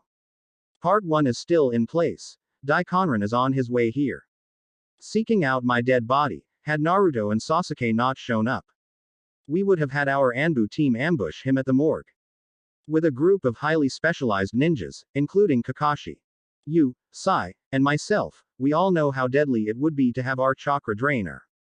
Worse, poisoned with his toxic blood, we'd have to capture him without touching him. Kakashi's technical team created these gloves for me. Sakura held up her gloved hands to repel his jutsu, allowing me to punch him without draining my chakra. You'd use your shadow jutsu to hold him in place, while Kakashi and I did the heavy work. And say Beast Scroll would be perfect for long-range attacks, even if we destroyed the morgue in the process. We had arrangements made with other neighboring villages until we rebuilt ours. Daikonin would spend the rest of his days in a maximum security prison waiting for execution from either the Mist Village or ours. Like always, the goal was no civilian or shinobi casualties, and Naruto nor Sasuke would have ever known what I went through. Now, everything's changed. I suppose that the gist of the original plan, you could have been more detailed with the attacks and counterattacks, but I'll give you a C+ and move on. Sakura rolled her eyes at Shikamaru, which made him chuckle. Okay, next question, what does Kakashi want you to do in regards to Sasuke and Naruto? The Hokage wants me to avoid them at all costs. However, I also told him I'd give up my own life to make sure theirs are protected. If I have to use my body as a human shield to make sure neither of them are hurt, I'll do so without hesitation. Avoiding them during the battle would be best. We don't want to deal with those two and Daikonin's attack at the same time. That's a losing battle I don't plan on being a part of, as I am sure they'll be heated as hell. That's all you, Sakura. I don't want to be a part of that. Thanks. Greatly appreciate it. Sakura spat sarcastically at him, though she knew that whatever anger or hatred they felt towards her, shed more than deserve. People do not get to decide whether they hurt others, and they had to accept the consequences for their actions. Sakura wasn't an exception. She knew how badly Naruto and Sasuke could react. Even though she never meant for this to happen, they could respond with godlike wrath, emotional outburst, losing complete trust in Sakura, or all of the above. Hit me with your last question so we can get this show on the road. It's time to kick Daikonin's ass. Shikamaru stretched out his arm towards Sakura, handing her an Anbu mask. Are you ready? It seemed like a simplistic question, but the task before them would be anything simple. She wrapped her calloused fingers around the edge of the mask. Hell, yes. The 3 days spent with cold sweats, vivid hallucination induced by raging fevers, and toxins in her body were some of the most challenging moments of Sakura's life. Reliving them when she managed to get a brief amount of sleep took a toll on her mental state. The last 24 hours were the worst, even with everything shed already face and relieved, those last hours almost crushed her.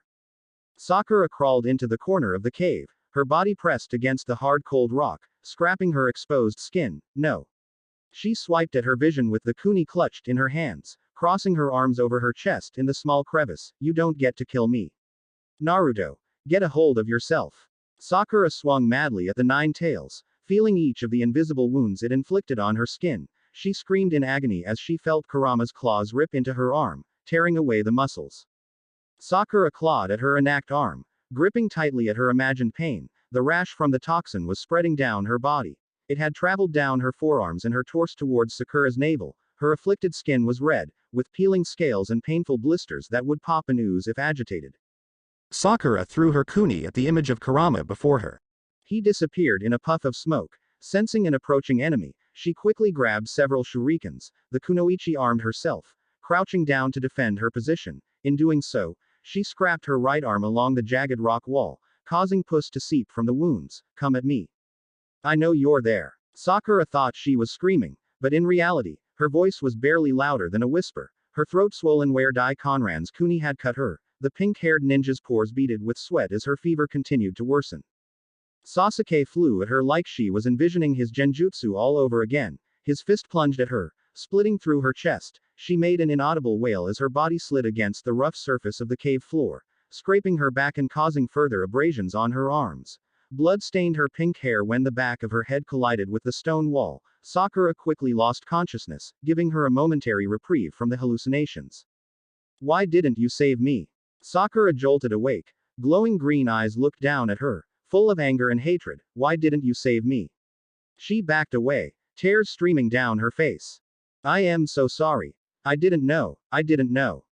He looked like Sasuke with raven black hair and pale skin, but with eyes that mirrored her own, reflecting so much pain and loss. Sakura reached out a trembling hand. Please forgive me.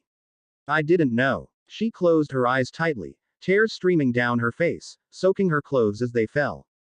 His clothes appeared grease-scaled like they were washed out as if he was fading. He struck Sakura's hands away, causing an audible smack to echo throughout the cave. Mothers don't let their children die. Are you that weak you can't save your own child? The boy spat at her. Sakura reached out on her hands and knees, trying to touch the boy, to hold him, to tell him she was sorry, to tell him how much she loved him. Although it was already too late. This is all your fault. You're so annoying. Her son sounded so much like Sasuke. If she could only reach him. I bet you didn't even want me. You weren't strong enough to be a parent. Anyway, look at you, crawling on the floor. Pathetic. Such beautiful, brilliant green eyes stared at her with no love in them. Sakura dragged herself to her feet, stumbling to get to him. If she could only prove how strong she was, maybe she could take away all his pain. Perhaps she could prove how much she loved him. No, that's not true. I wanted you so badly.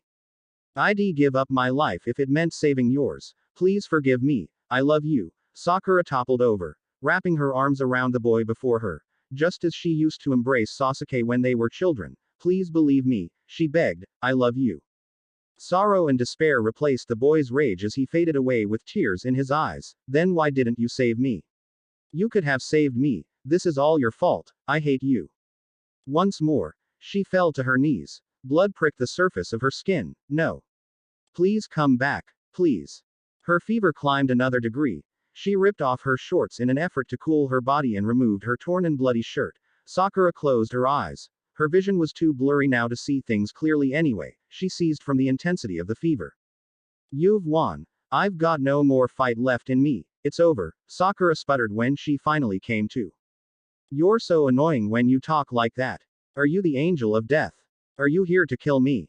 Please do so quickly. Sakura looked at the vision before her, bathed in light, adding a blue hue to the dark hair. If this was her last vision before heart gave out, at least she'd see his face one last time. You are the strongest kunoichi in Konoha. You can't give in like this. Sakura, you have to fight. Prove to me that you can fight this. Sasuke growled at her. You're just a hallucination, a figment of my mind. Why are you trying to convince me to live? She huffed between ragged breaths and turned to her side. Does that make me any less real? Of course, I am a part of your mind, but I am still here, and you will fight this. You deserve to live. I deserve to know the truth about our child, and we deserve a chance. Sakura attempted a laugh, but it turned into a broken cough, causing her even more difficulties breathing. You deserve a chance redemption. That's why you left. Would you have ever wanted a child, let alone one with me? Do you even love me? Stoic as always, Sasuke moved closer to her, checking Sakura's temperature with his hand against her forehead. Your blood is boiling. Your brain is going to have permanent damage if you don't get help soon. Sakura, you have a fever between 106 and 107. You can't sustain yourself like this. Does it matter anymore? I have everything documented. They'll know what I went through, if they ever find what's left of me. Sakura took a couple of deep breaths. You didn't answer my questions. If I deserve to live, I deserve my questions answered. I don't answer annoying questions. Sakura turned her head away from him. She'd have rotated her whole body away, but she didn't have the strength left. Sakura. Sasuke yelled at her. Using his hand, he moved her to face him, pulling her body up off the ground, holding her against him.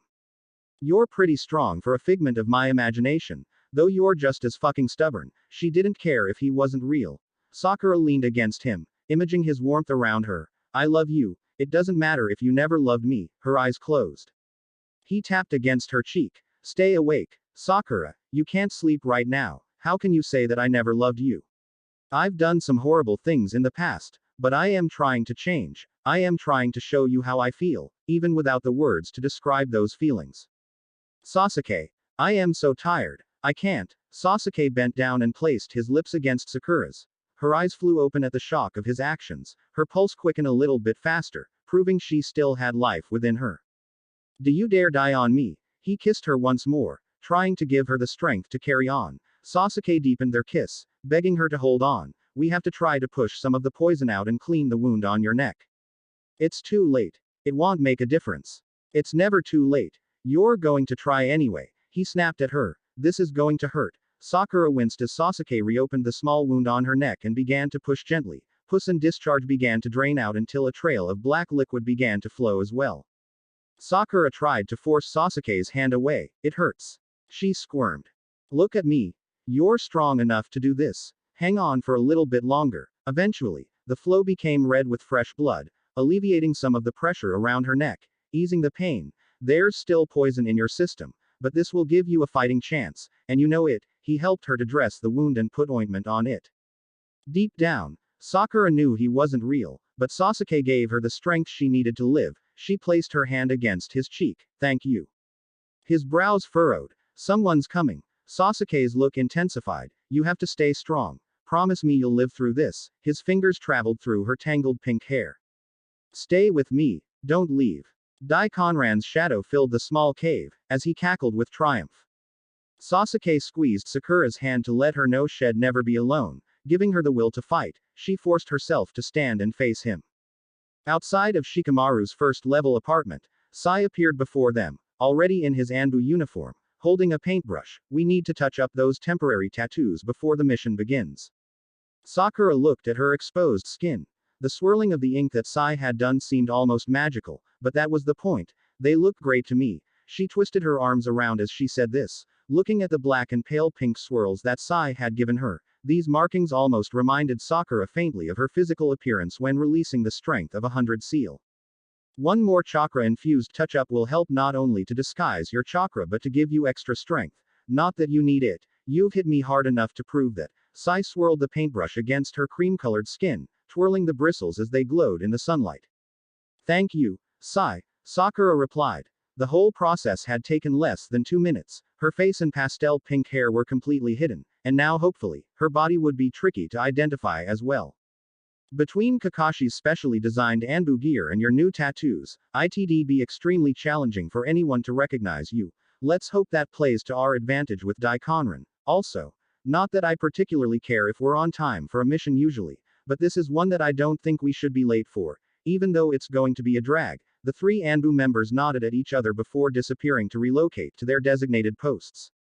Remember, Naruto, do not let Daikonran touch you. That is imperative, the Hokage reminded the blonde shinobi as 3 of Team 7's members awaited the Rouge Ninja's arrival from the rooftop. Do not get carried away.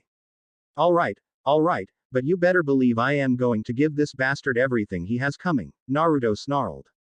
Sasuke stood brooding in silence, staying out of the sight of the village, but strategically placing himself to where all of Konoha was in his direct line of sight.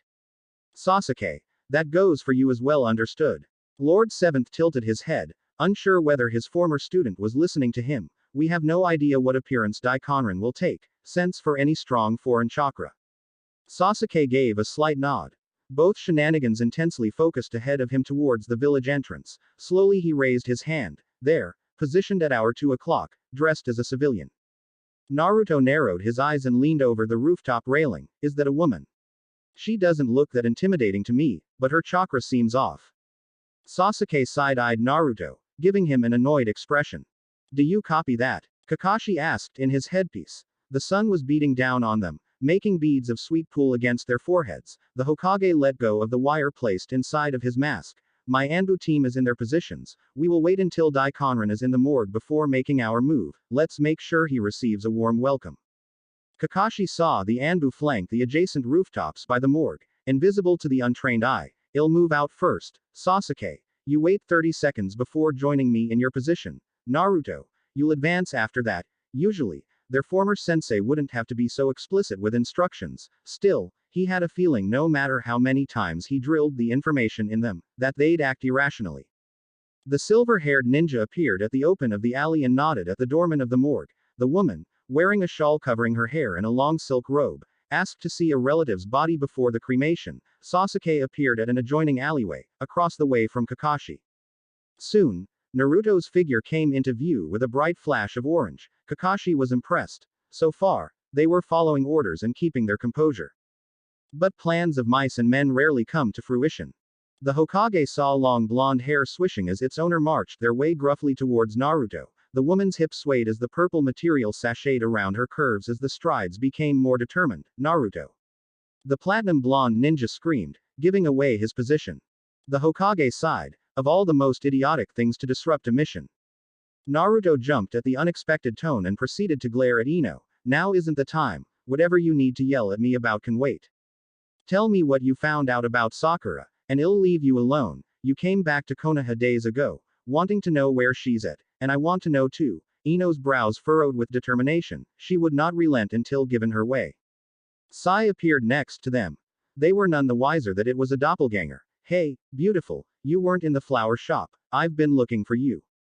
Oh, Sai, I need to talk to Naruto about Sakura. It'll only be a minute. The kunoichi blushed. Ino, I am sure Sakura's fine. Let's go back to your shop. I saw a line of customers waiting.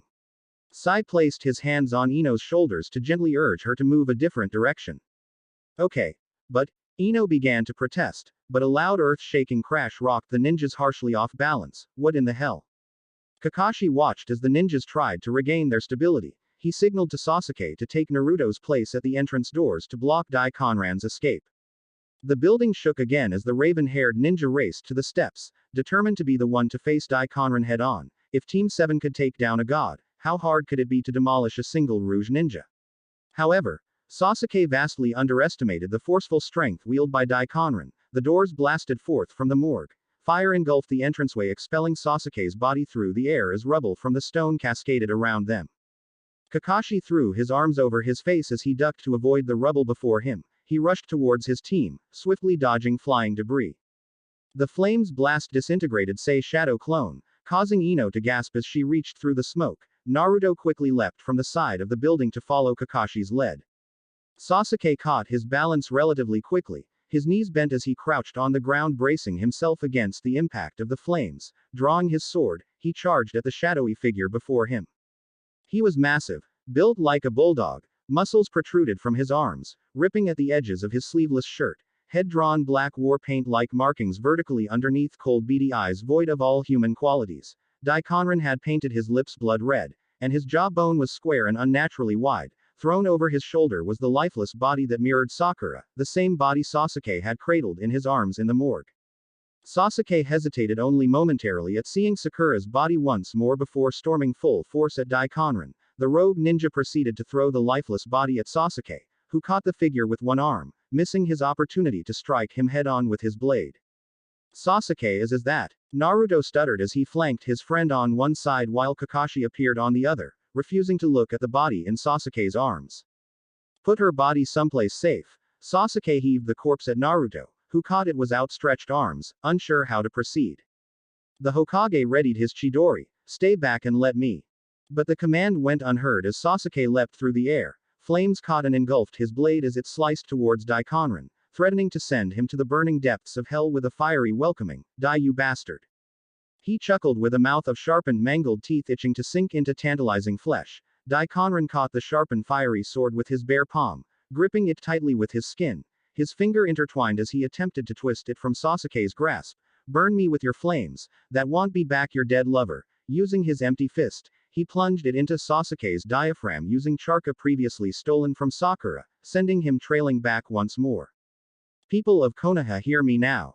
Flames flicker around his figure as his arms raised high into the air as if he commanded the fire with his movements. I have killed your most prized medical ninja.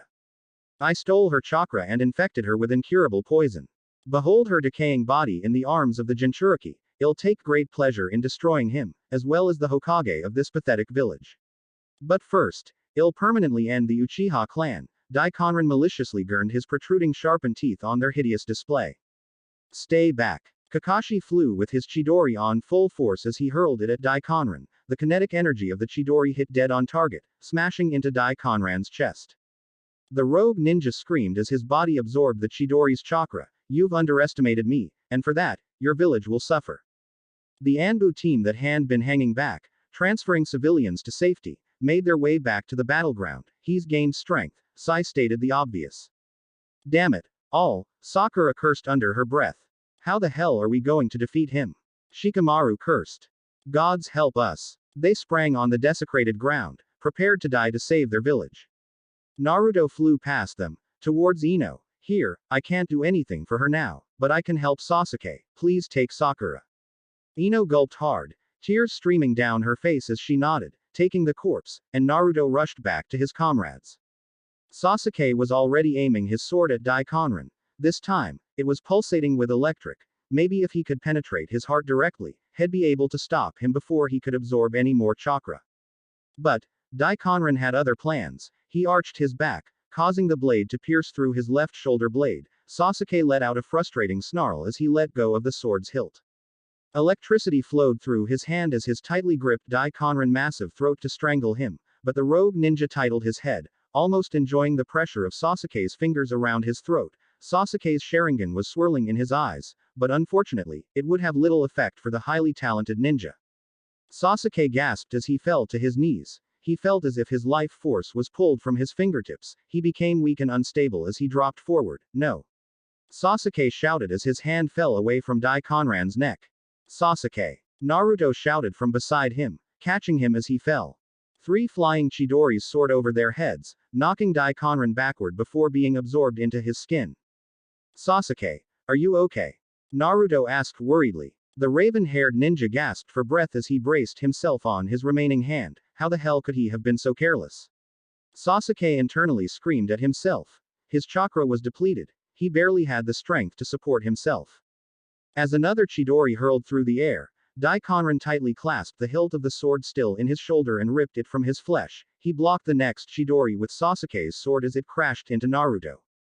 The blonde ninja slammed into the jagged and torn asphalt. Kuruma's chakra began to seep from him as Naruto snarled and pulled himself up.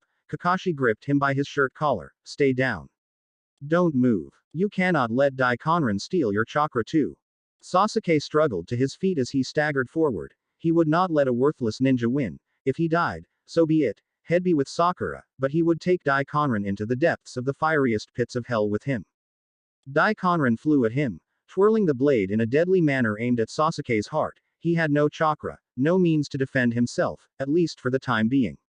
Sasuke's breath caught as he stared in horror as the crimson Sharingan reflected in Daikonin's eyes. It's not possible. The blade's sharp point inched forward, the rogue ninja's other fist pulled back, surrounded with green chakra. Bracing himself for the inevitable blow, Sasuke stood straight, lightning trying to flicker through his body unsuccessfully. Milliseconds before the impending strike, a figure blocked the attack with their body as the blade plunged into their chest an inch above their heart. Their head whipped back violently as the ninja's chakra-filled fist slammed into the protective mask, shattering it to pieces on the ground. Blood pooled from the figure's mouth as they snidely smile, knowing full well the consequences of their actions. The rest of their mask splintered to the ground below them, as the hood fell from their head. Swirls of painted lines glowed as they already started healing their owner's body. Pastel pink hair came untangled for their confinement. She couldn't see Sasuke directly but knew that he was saved. No. It's not possible. You're dead. You're dead. Daikonin screamed at Sakura as he attempted in vain to pull the sword from her flesh. Air escaped from Sasuke's chest as he tried to remember how to breathe in painful fleeting gasps, as Sakura. The painted tattoos blocked him from sensing her chakra, and he couldn't be sure this wasn't a morbid trick, but, whoever she was, the ninja had saved his life. Sakura.